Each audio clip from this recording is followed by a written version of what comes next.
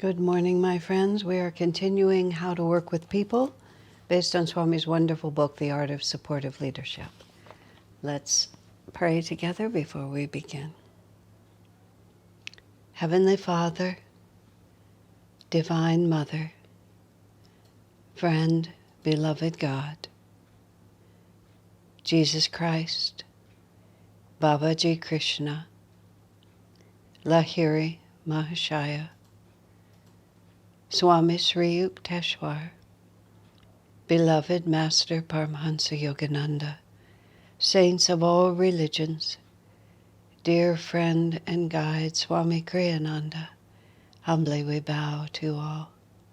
Help us to uplift our energy, that we may effortlessly be in tune with your divine flow.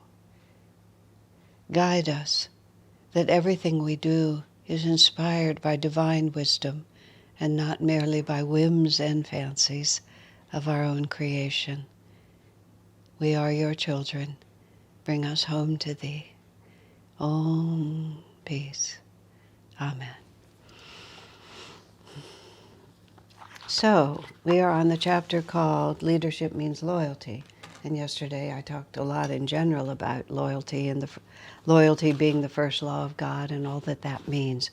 So that's the premise for this whole discussion here. We said earlier that it's easy to drive people. Oh, just by the way, you might hear a little noise in the background today because we are doing some major tree trimming, or major tree trimming is being done in very close proximity to where this is being filmed.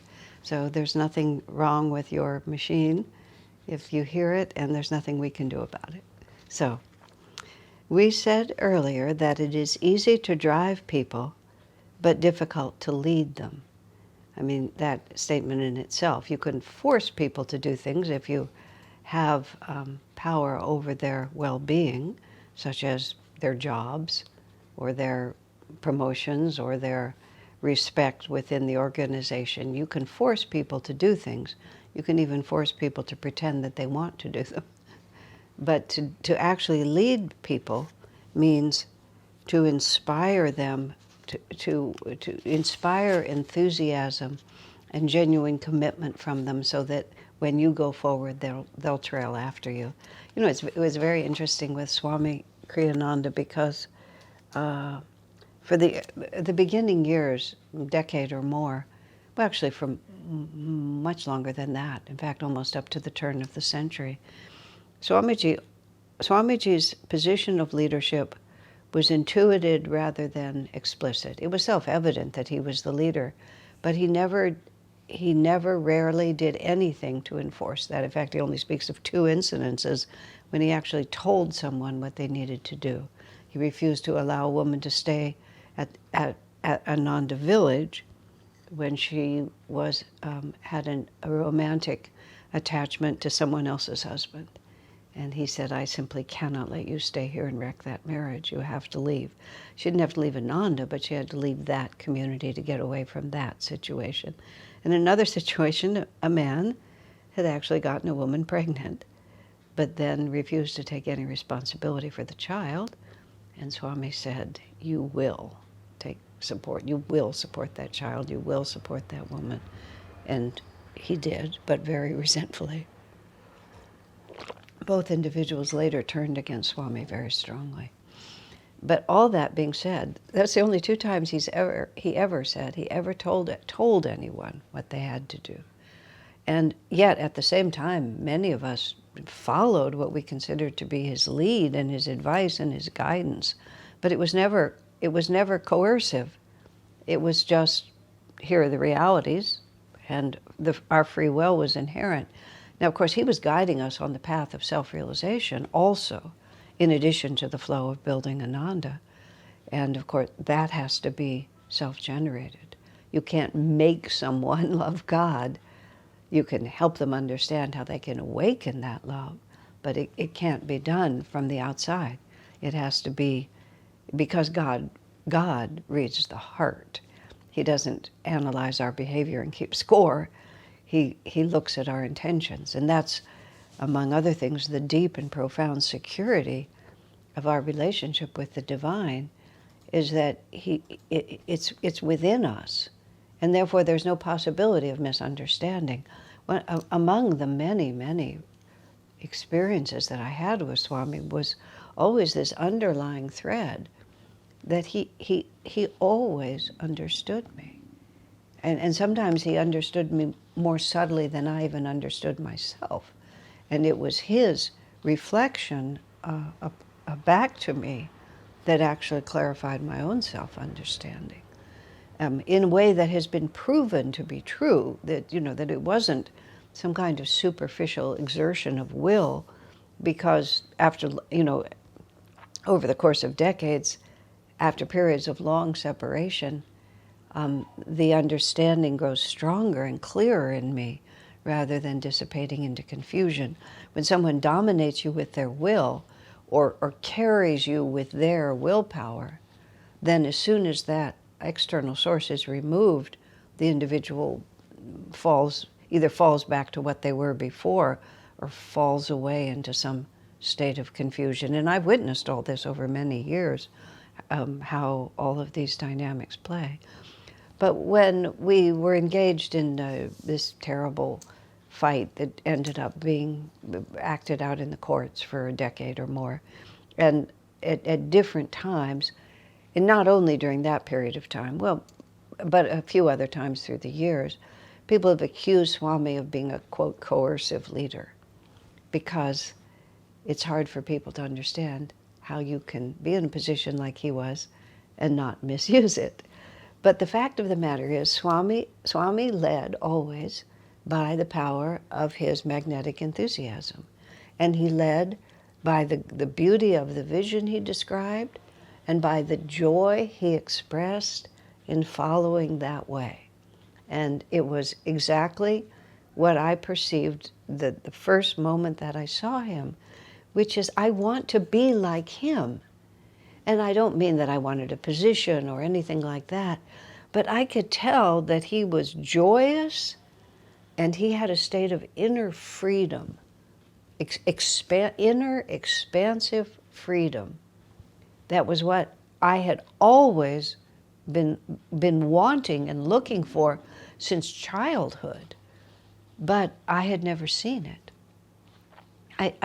By that point, I knew that it was theoretically possible, because I had studied I'd begun to study self-realization, and I had read the lives by that point of quite a few saints and yogis and various ones, trying to understand what it looks like. But it was all just books, and it was all people who were very far away in time or circumstance. So when I saw someone who essentially looked like me, not literally in any respect, but same culture, same language, same sort of, he was 20 years older, but that's not that much. He was the kind of person that I was. And yet, he had this expansive inner freedom that also expressed as this overwhelming joy. And I wanted that. So therefore, I would follow the footsteps of the person who had it. And basically, in the entire building of Ananda, over all Swami's years, 50 plus years of my experience of him, that's how he always led. He led by holding up the example and holding up the vision. And then those who had ears to hear and heart for it followed after. That's what it is to lead. And that's what a general does. When Swami was talking earlier about the power of the generals, they had that courage, that self-sacrifice, that nobility of spirit, that personal power, and all of the soldiers under them. That's what they were there to be, whether they had been coerced originally by the government to be there. But once they were there and the task was at hand, the vision was so magnetic, even to the point of literally laying down their lives. And so that's what we're striving for. Of course, Swami Kriyananda is one of a kind. The great generals that Swami described come very rarely. Swami's talking of a handful over the course of centuries. But it helps us to know how high the mountain is, because then, well, from my perspective, it keeps us entertained and engaged. When I first came to Ananda in 1971, I was only 24 years old, or not quite. A month later, I turned 24. And even though that was quite a young age, I'd already considered and rejected a great many options in life, things that were supposed to last much longer than they did for me. So I really didn't know whether this could hold my interest, because I'm sort of a quick study, and I'm also, especially at that time, I like change. Let me think how to say it.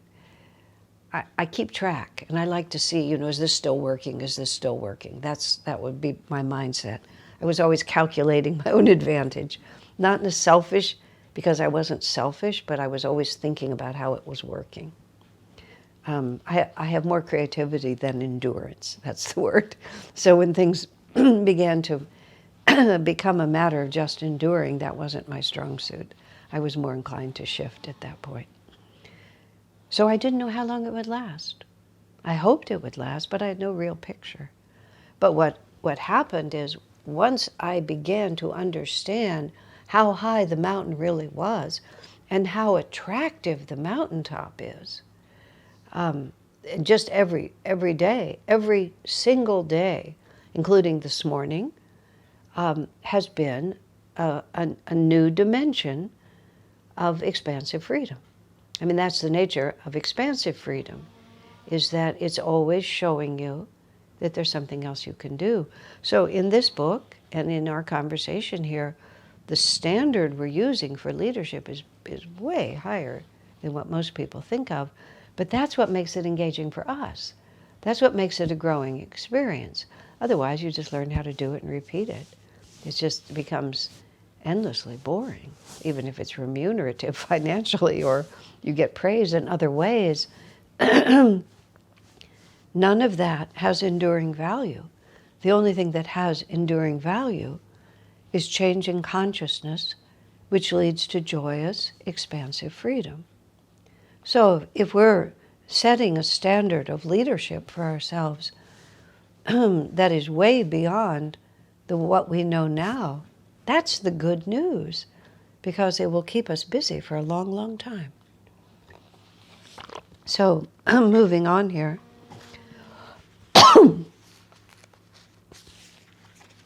No matter how good an idea, if the people you lead aren't ready for it, they will obstruct your efforts to implement it, or else change it in some way to reflect what they are ready for.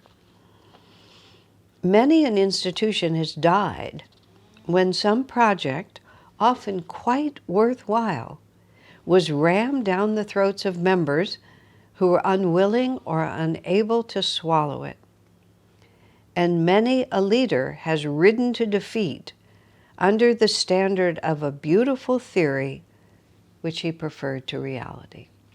So, theory versus reality, that's one of the themes that we always come back to when we're working with people. What people are theoretically capable of doing, what you feel that your group or your company is capable of doing, has to be balanced by what is.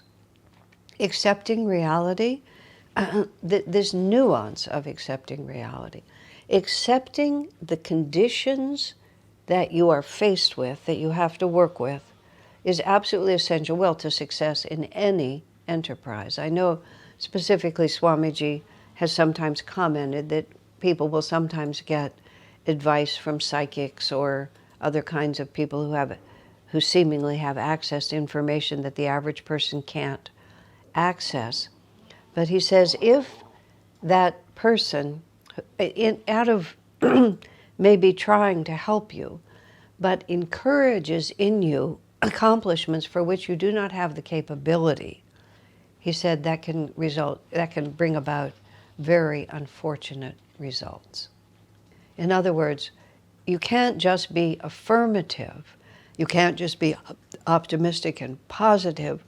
you also have to be aware of the conditions that you are working with.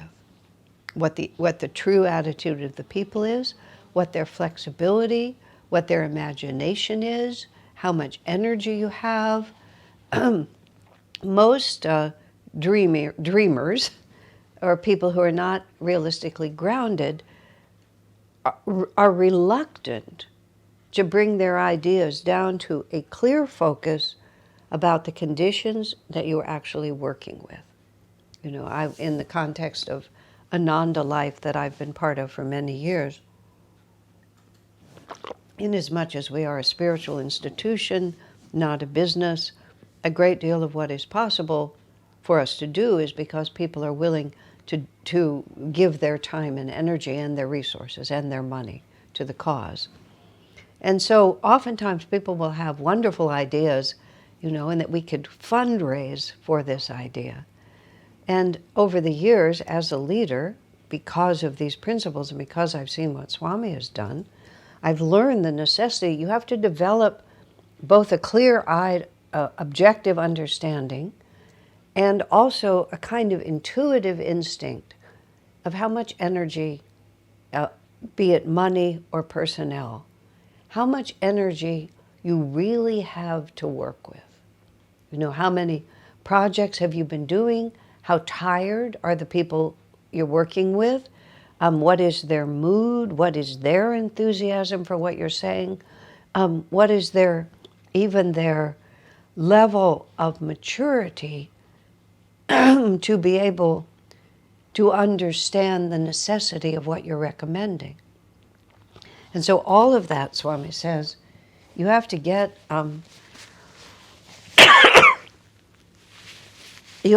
their willing cooperation rather than just saying that you can command their cooperation. Even in the army, it's interesting. I mean, I've never had any experience, certainly not recently, of any kind of military.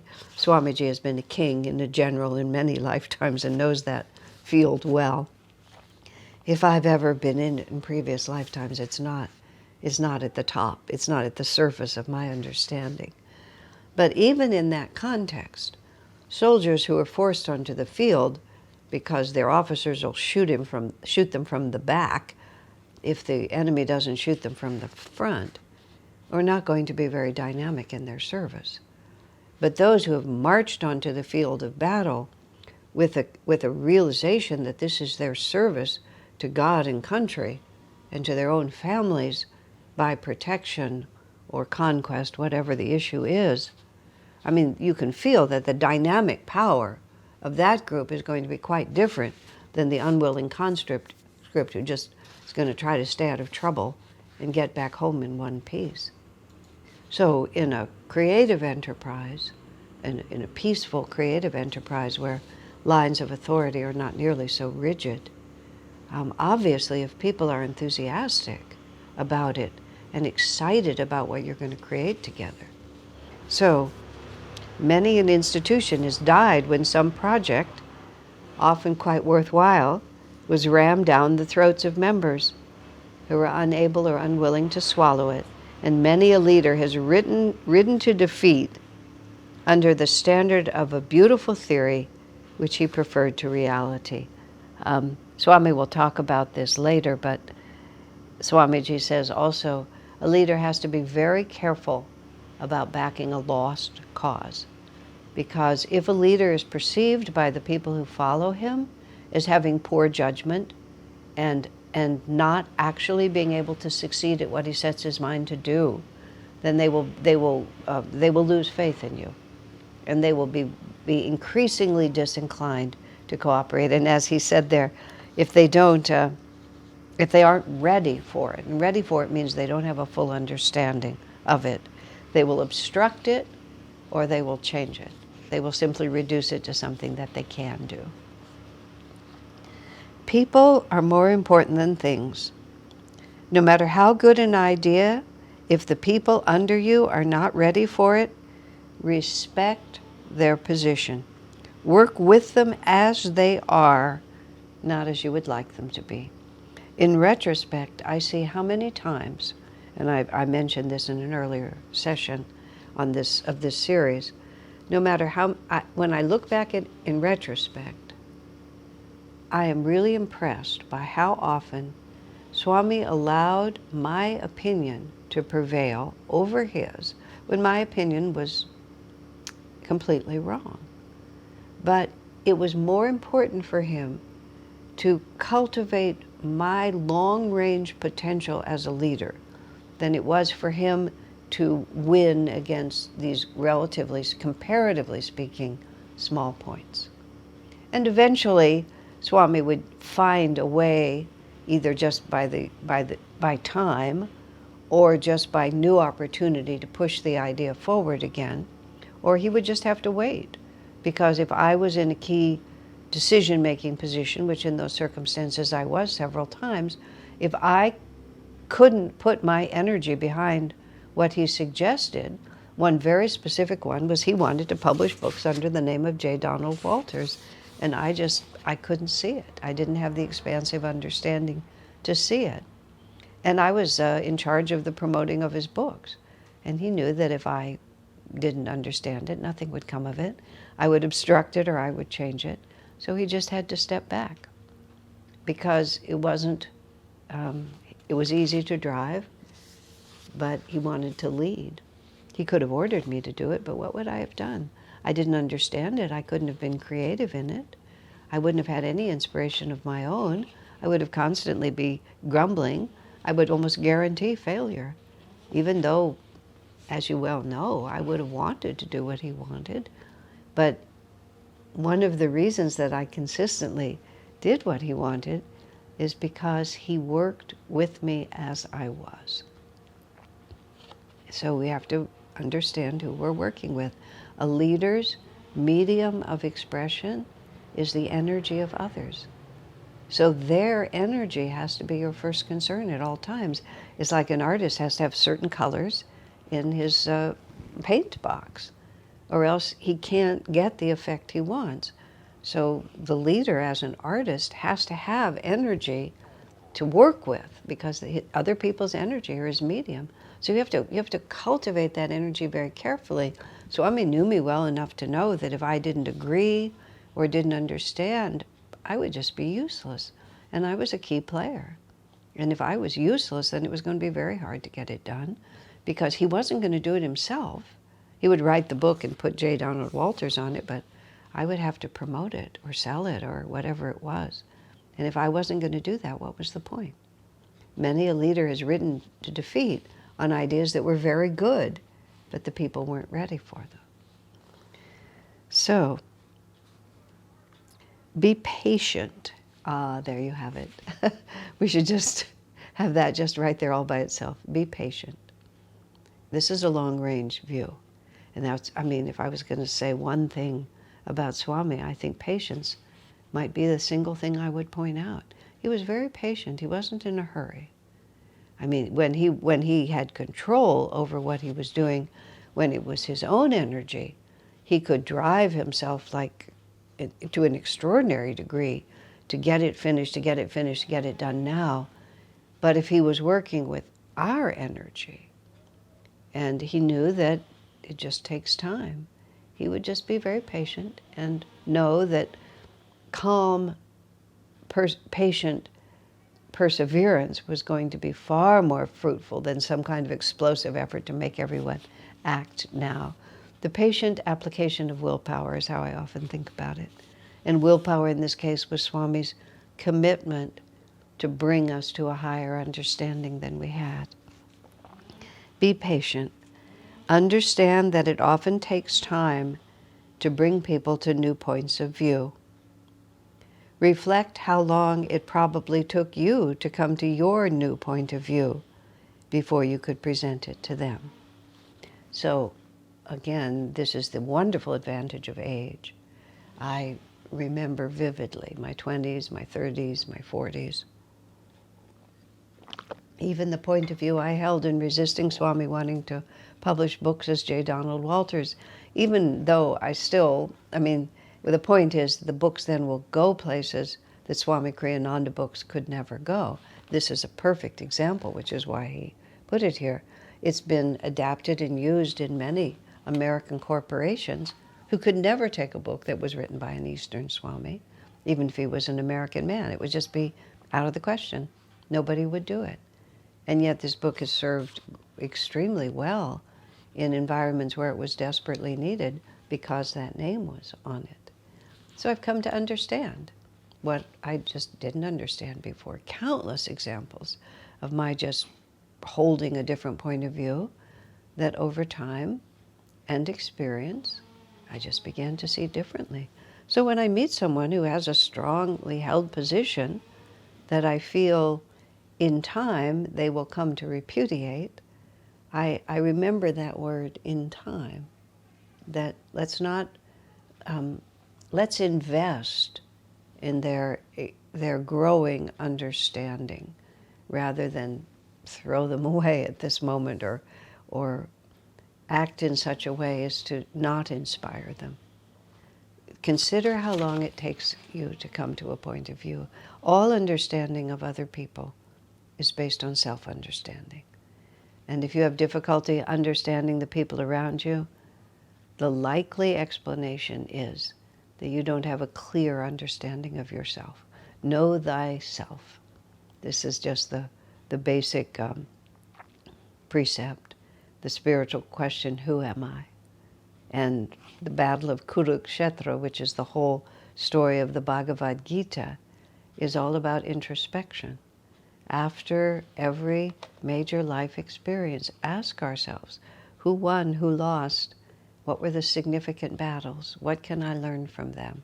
And if one is constantly analyzing one's own responses, then when other people start acting, you understand. I'm now in a position where I have friends who are going through their first 10 years at Ananda. I remember my first 10 years at Ananda. And I see the things they do and the thoughts that they have, and I recognize them all. And I remember and recognize the compelling forces that cause them to have these certain points of view. And I recognize that time alone can change it. I remember when Swami Kriyananda heard me speak in public on one very early occasion, and he wanted to help me because he knew that I had a destiny this way. He started to give me a specific piece of advice, but then he sort of laughed. He said, "Oh, never mind." He said, "You'll be better after you've done it more." Just, that was it. That was all that needed to be said. Just keep doing what you're doing and everything will be revealed to you. And he knew it would be. He knew that I would have my own experiences and I would know. But just that sort of solid energy behind me and recognizing that there was no point in explaining everything to me. Some things can only be understood by actual experience. And so he just opened the doorway for me to have that experience. That's a very, very courageous leader.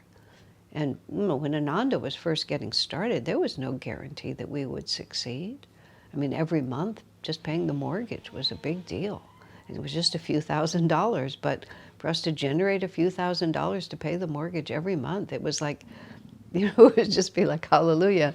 And when the annual taxes came, I mean, everything was just a big adventure. So it wasn't as if, you look back now, you think success was guaranteed. It was not. It was that he was a courageous leader who believed in the principles that he's put into this book. And so should we. So, my friends, God bless you.